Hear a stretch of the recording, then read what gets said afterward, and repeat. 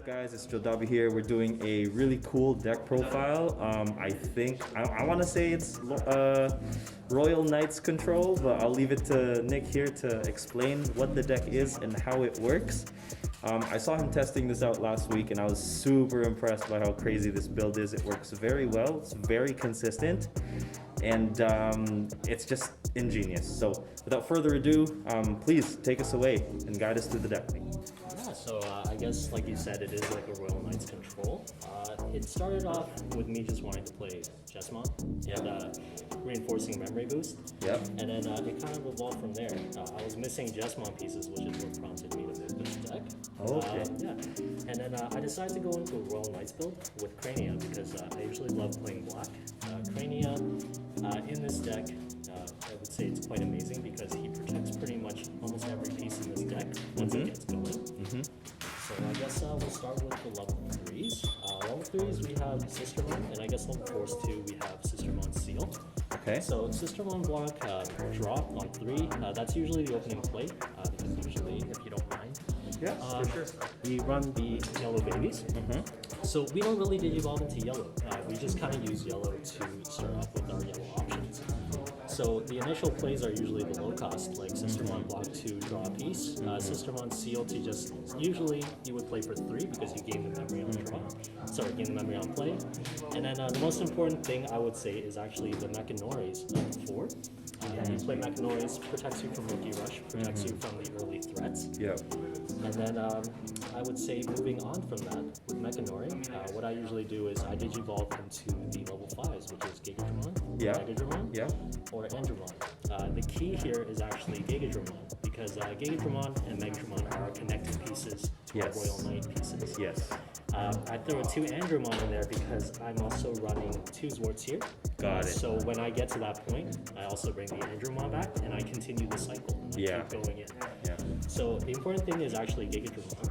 He's the most important piece because his inheritable is plus 2,000 on opponent's turn. Which is great because if I put a Cranium on top, it'll pretty much be a 14k blocker. And also when I have my other pieces, which I'll explain later, it'll be a bit bigger than 14,000. He protects everything on the board. Amazing. So the next piece is Jesmon. Which is what I wanted to play with, but unfortunately in 5 boxes I only opened 2. Only 2 from 5 boxes? Exactly, Wow. And I didn't even want to play Jesmon. I wanted to play a janky Jesmon. Really? Yeah. Sick. So with 2 pieces I decided to make do. And since I love Megadramon and Gigadramon so much from the anime and from the content, I decided to just build from that. So Jesmon obviously can Digivolve into 6 of the pieces here, which is Gigadramon and Megadramon. Which is really good.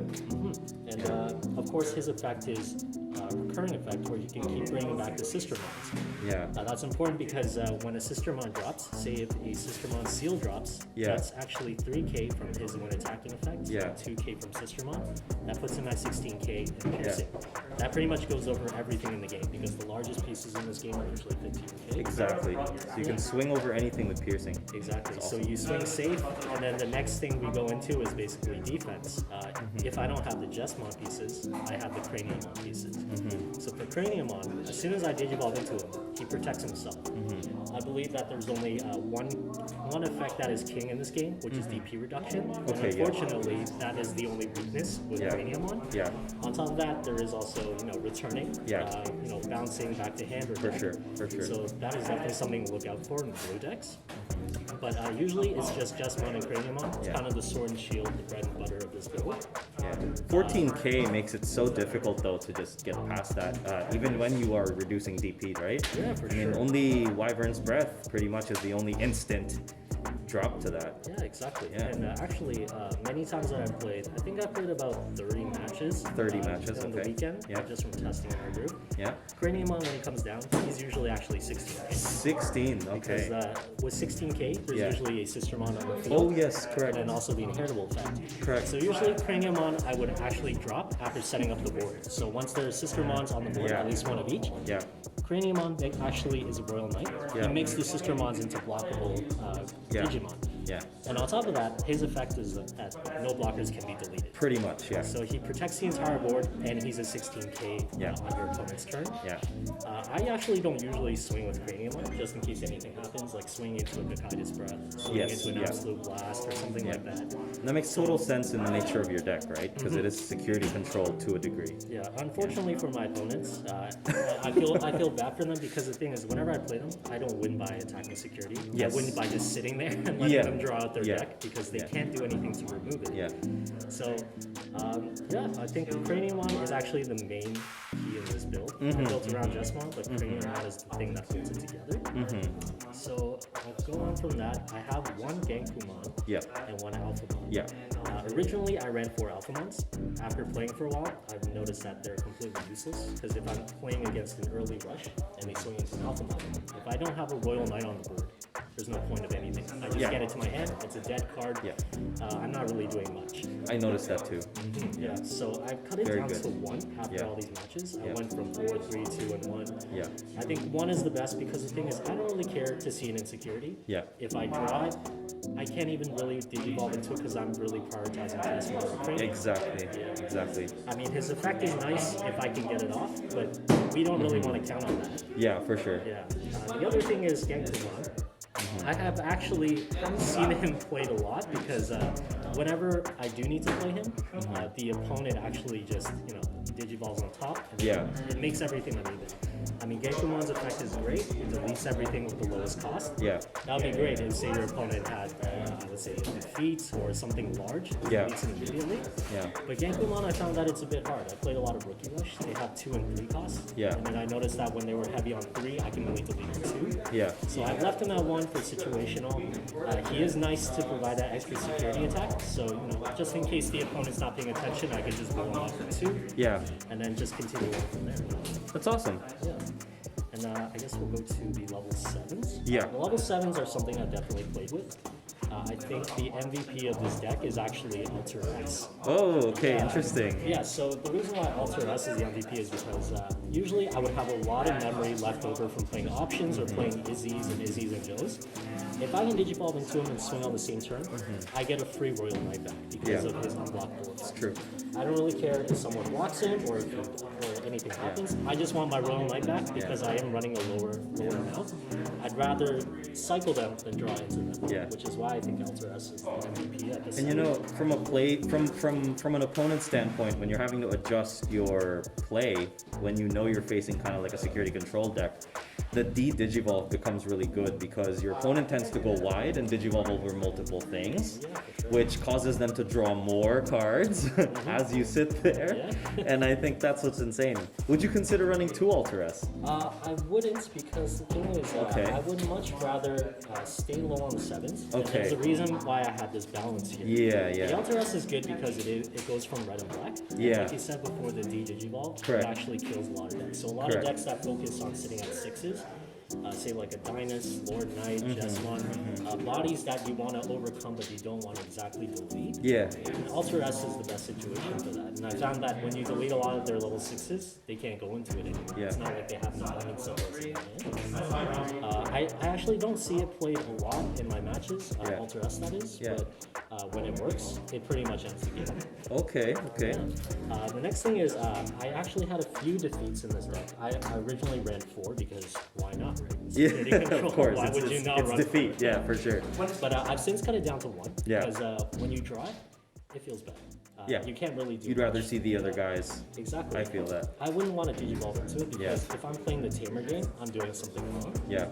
Defeat, I really would want to see it come out from security. For if sure. not, if it's just one sitting in my hand, that's fine. But there often are games where I see 3 or 4 in my hand, Yeah. and it just becomes nothing. So I lowered it down to 1, and I Yeah. feel like it plays a bit better just for situations like that. Okay, so I have a question for you. So, Mega Digimon Fusion is typically like a really good card that used to rely on white tamers.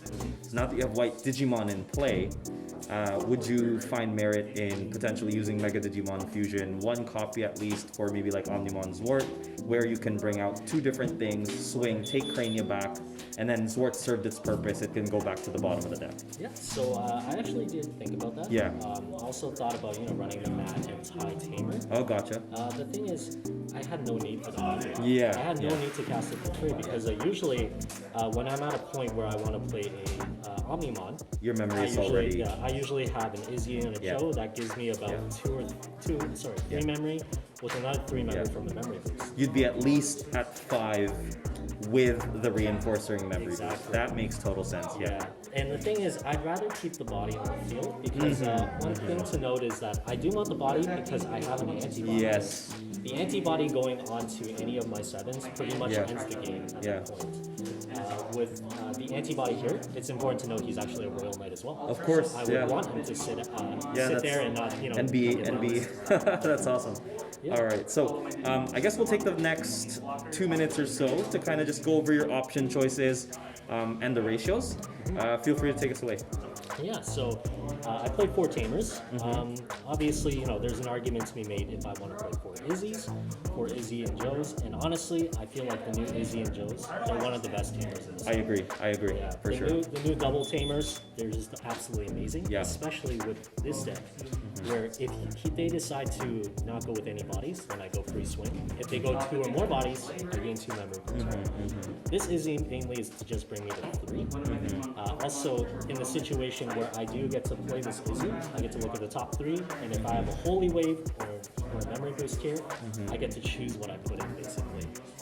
In that occasion, I would want to either put in a Zwart defeat, or I would even put in smaller pieces. That way I can bring it back with Zwart and start my combo all over. Yeah. So, of course, we just went through the reinforcing memory boost and Holy Wave. Yeah.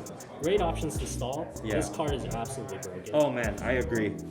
Like I literally wanted to come up with a concept where you're running Bellstar and reinforcing memory boost, just because of how insane that card is. It is absolutely ridiculous because the only weakness of this card is they know what you have. But at that point, if you're putting a defeat in, what are they going to do? Unless they have a trashing option, they're pretty much doomed to hit it. Very true. Yeah, and then in terms of removal, I have Wyvern's Breath, Ultimate Flare, and Iron Fisted Onslaught. So with this, Wyvern's Breath is probably the best yellow option removal right now. Agreed. Compared to Spiral Masquerade, we're not running a lot of Digimon. You don't need bodies. Yeah, so Wyvern's Breath, the beauty is it's not deleting. It's DP reduction. Yeah, exactly. DP reduction, it's not a delete effect, it's a game mechanic, and game mechanics are king. Yeah, arguably better than Gaia Force already. Exactly. And with the Iron Fisted Onslaught, this card is also an MVP. Basically, delete the highest play cost. Often when I stall the game enough, they start loading up their board. They think that, I'll load it up with 6s, and I'll go in for 1 attack. And then this comes out, and if you have, say, everything under 1 name, under 1 Digimon, we're good. It's good against the loop counter too, where you kind of have like Zwarts, and then if your opponent tends to get into 2 Zwarts in the same turn and they hit this, they're chain stops. And a lot of my games have ended up in a stalemate where we're just building our boards. Well, technically they're building their board. I'm just watching them build their board. You're pretending. Yeah, for sure. And then actually, many occasions have come up. I have all the Tamers out. Reinforcing memory boost. So I pretty much will sit at 10 memory. I play the Wyvern's Breath to clear their largest thing, or I pick what I want to delete, and then I use the Iron Fisted Onslaught to clear the rest of the board. Amazing. Sweet. So if they say they have a Lord Knight and then they have a bunch of blockers, Wyvern's Breath the Lord Knight, clear block. Perfect. And that's game. Ultimate Flare, you can't get enough Ultimate Flare. If they play any package with rookies that are play cost of 3, it's pretty much just game. It's done. And I love the deck. I love the choices. Thank you for going through each and every one of your choices here, including the text. And I love the development of how you went from Zwart defeats to going with the 1, and going with the 4 Alphamon to going with the 1. And all the choices you made here, very sound. And I'm actually excited to try it myself, maybe make my own purple version. Yeah. But yeah, it's getting a little bit louder here because everyone's showing up for our Thursday night locals. So Nick, anything else to say before I let you go? No, I think that's it. Hope someone sees his deck and finds enjoyment from playing it. And thanks for having me, Josh. No worries, man. Can't wait to see what you cook up next. All right, thank you guys so much for watching, and peace.